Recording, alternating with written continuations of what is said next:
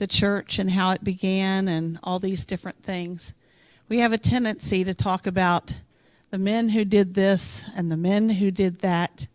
And I find that a little odd from a church that has a leader in Ellen White who is definitely a lady. So I'm here as the token lady to speak about some of the ladies that I have kind of known in the church that have been have kind of shown me the way. And I'm going to start out with the first time I came to the Waynesboro Seventh-day Adventist Church. And I can tell you, I sit back there right behind where Ida's sitting right now. I came with Gordon. We were dating, and he brought me to church. And the first Sabbath he brought me here was communion. Well, I've got to tell you, I came from Baptist church. We didn't have foot washing in the Baptist church. And I wasn't quite sure I wanted to participate, so I stayed sitting in the sanctuary. And you would have kind of thought my boyfriend would have sat with me while I was sitting there, but no, he went off and left me, and I was sitting all by myself. Well, dear Charlotte Becker came back, and she sat right down next to me, and she talked to me, and she told me, that I could go back with her, and I said, no, I just don't feel comfortable about that right now. And dear Charlotte never did get to go back there and participate with anything with communion that day because she chose to sit out here with me. And I've got to tell you, as a young lady, that was quite an influence on me. There have been a number of ladies in the time I've been here at the church that have been great influences to me. Of course, I'm going to tell you that my mother-in-law was a great influence to me. She was quite a lady. She was quite the lady, and the way she kept 4 boys in line was something else. And she was a kind and loving woman, but you could always know what she had on her mind because she'd tell you. And she had many roles in the church. We actually had a picture down there, and I think there was one on the roll of her playing the organ when the organ used to sit right up here. And she loved to play music. She loved to sing. Nothing made her happier in the world than to hear the boys all singing or whatever. And that was a great part of our family life, was with Mom and these things. As for my spiritual growing up in the church and becoming a Sabbath school teacher, I've got to tell you, the person that led me to that and showed me the way was Melva Rao. I don't know how many of you remember Melva Rao, but when my kids started out in Cradle Roll, Melva Rao was the teacher and Nancy Clapper was her assistant. And that's when I learned how to start teaching up there. And the next thing I knew, I was helping out in Cradle Roll. And now 40 years, I guess it's 35 years. 35 years of teaching in the lower division. I don't know if I've got it right yet. The other person that helped me to become the teacher that I am today was Mary Fales. She was by far the most organized, knew exactly, and she could keep that room in line. If there was anyone that had a problem, and we've had some problems here in the last few years we've got one little boy that can get out of hand in Sabbath school every once in a while, and I keep thinking to myself, what would Mary Fales have done? I don't think she ever faced anyone quite like him, but Mary was a great influence on me. Ken, I've got to tell you, your mom's high up on that list too. Your mom's high up on that list because she is by far the best storyteller I ever heard in my whole entire life. She could tell a children's story to those kids and they wouldn't move an inch.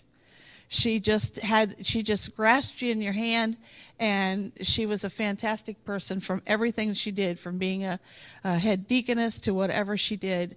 She was just so fantastic about it. Bob, you told me about Valora. Valora is an outstanding person in this church. You couldn't meet a nicer person, and I think she loves everybody she ever met.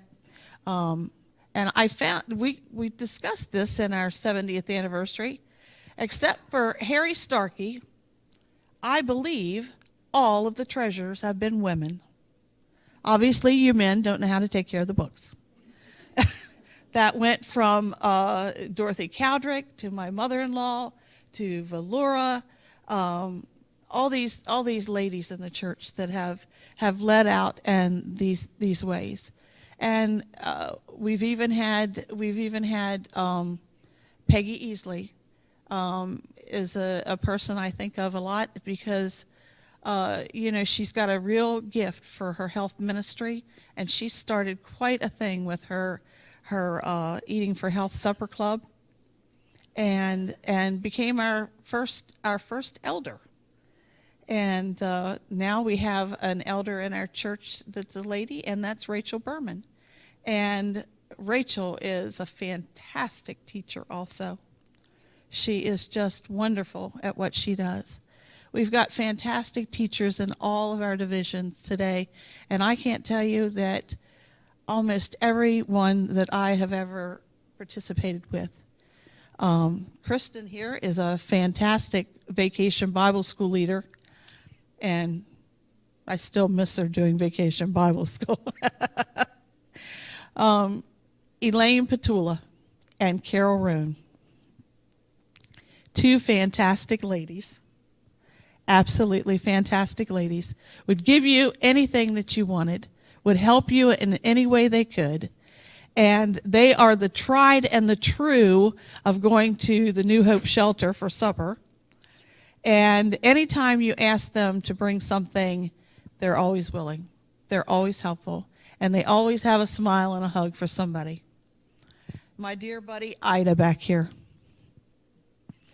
Ida has never turned me down on any goofy mission I've asked her to participate with me.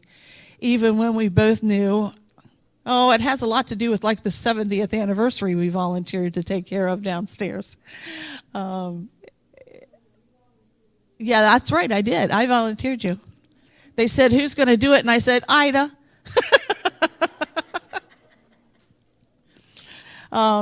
I also, when I think of Ida, I also have to think of her dear, wonderful mother. Sweet lady that she is, loved doing flowers, and she was the first one that taught me, gave me the recipe for communion bread. When I became a deacon, the head deaconess right after she, I didn't know anything about making the bread. I didn't know anything about it. And she gave me the recipe for it, and she was always there to help me and tell me what to do. And I know I have missed some fantastic ladies in this church. I meant, and this is my procrastinating part of me, I meant last night to sit down and write down all these names. We've got all these fantastic pianists. We've got Doris over here, who's fantastic in the past of always helping with everything at the church. And my dear sister-in-law, Sandy, who's a terrific deaconess. And Judy wouldn't like me to point her out, but, whenever you need help in the kitchen or in cradle roll, she's there. These are all wonderful people. And if I missed anybody, and if you can think of anybody I should have included, Viola Manspeaker. I thank you, because she was on my list. Viola could do any kind of fellowship meal, anything, take care of anything in the church, and she's another one that never said no to anything at all, and you could always count on her. And by the way, she was a fantastic cook.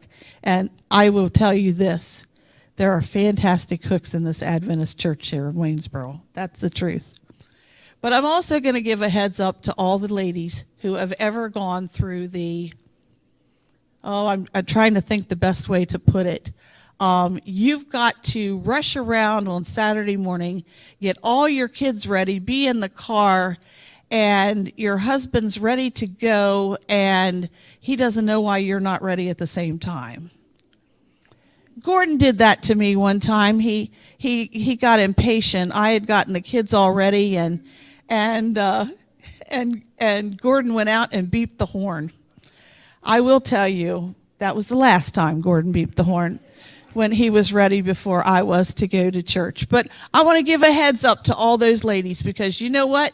It's not easy being the one to get everything ready and to have the stuff ready for the potluck and still make it out the door and tugging kids along behind you. Heads up to all you ladies, because you know what? You're the ones that are holding the men up.